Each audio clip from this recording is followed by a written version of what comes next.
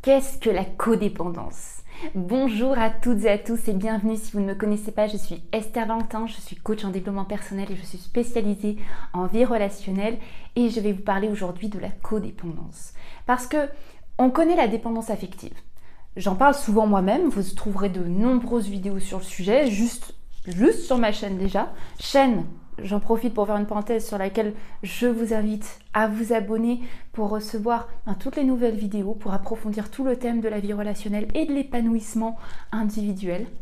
N'hésitez pas une seule seconde, vous avez le petit bouton qui est juste ici. Mais donc vous trouverez de nombreuses informations sur la dépendance affective.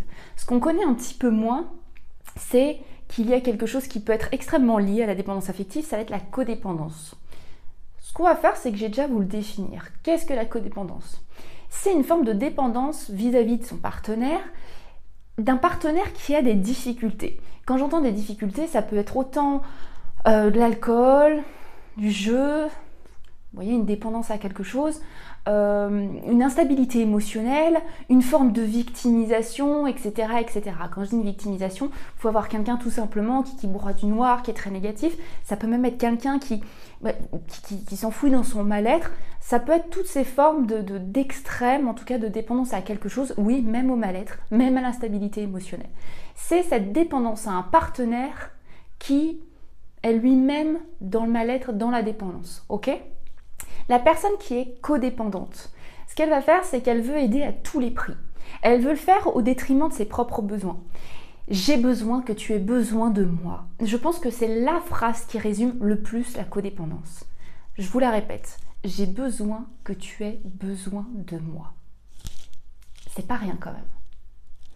Et donc la personne qui est en codépendance va avoir toute son attraction portée vers une relation heureuse et surtout les extrêmes émotionnels que ça va induire.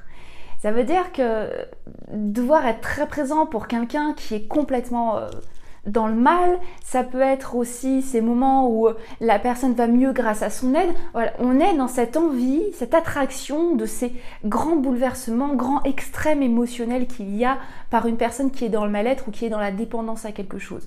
En tout cas, une personne qui est dans le besoin.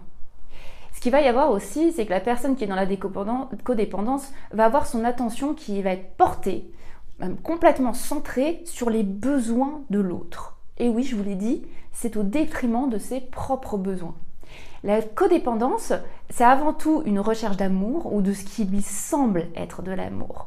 Si je dis ça, c'est parce que si vous avez déjà un petit peu regardé sur la dépendance affective, le problème de la dépendance affective qu'on retrouve aussi dans la codépendance, c'est qu'on croit à de l'amour. Ça veut dire que la reconnaissance de l'autre va être reçue comme des marques d'amour. Le besoin que l'autre a de nous, c'est pris comme de l'amour.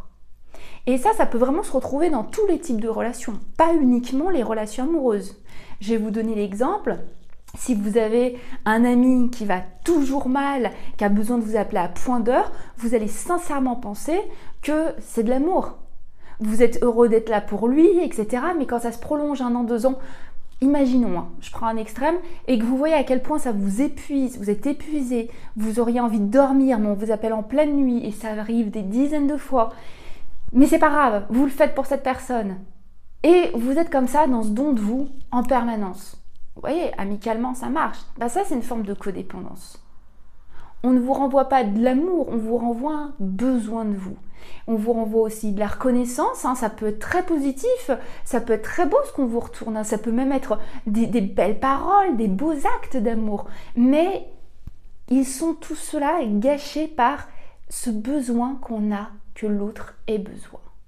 Ok ? Maintenant, je vais vous parler des signes de la codépendance. Premier point, ça va être de taire ses besoins pour satisfaire l'autre. Je pense que vous l'avez compris. Le sentiment de bien-être d'une personne dans la codépendance, ça va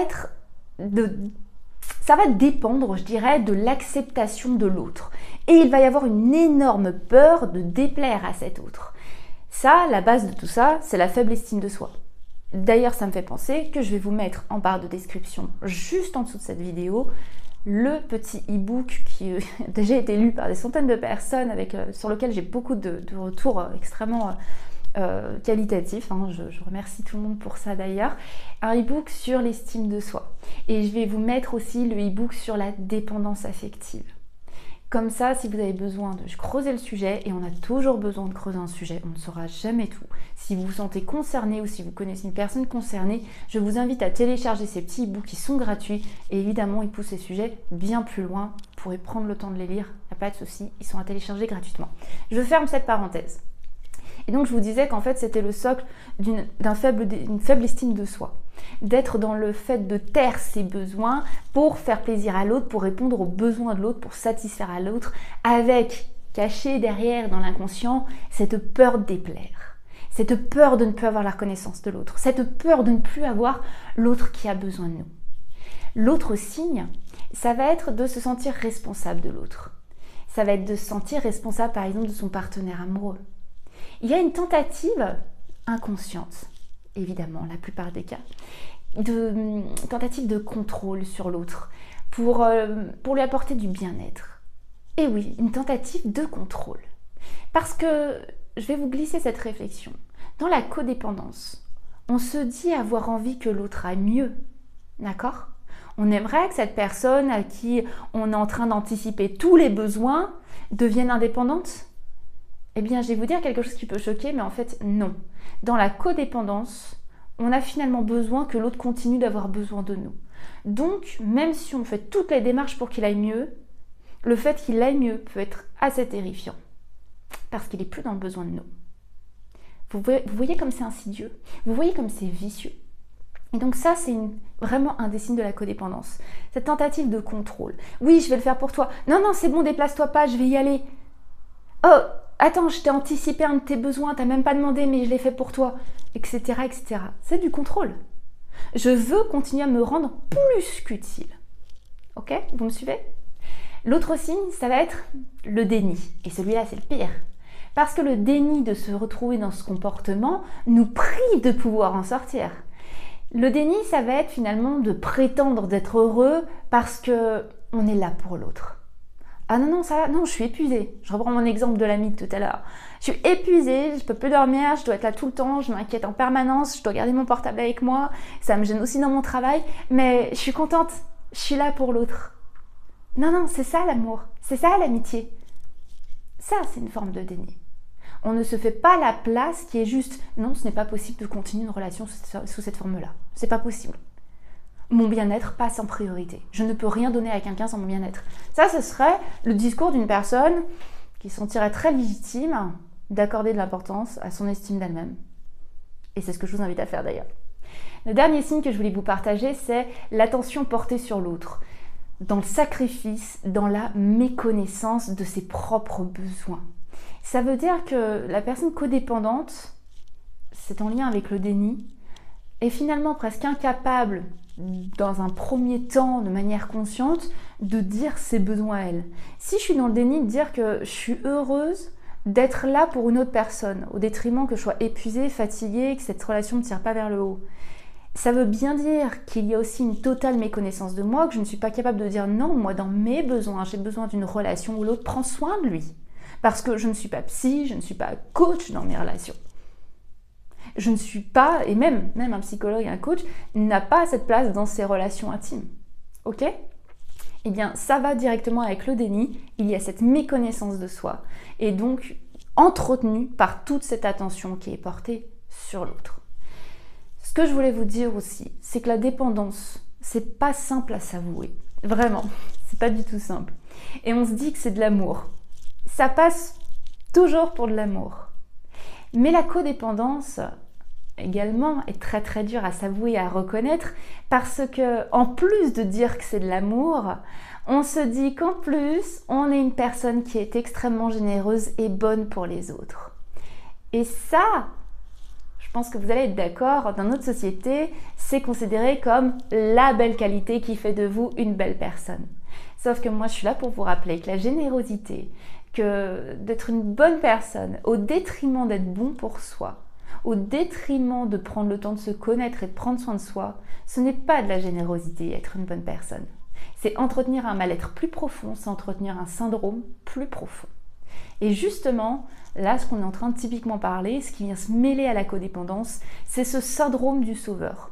Syndrome qu'on retrouve énormément dans la dépendance affective. On recherche quelqu'un en position d'avoir besoin de nous parce qu'on ne connaît que le besoin de l'autre.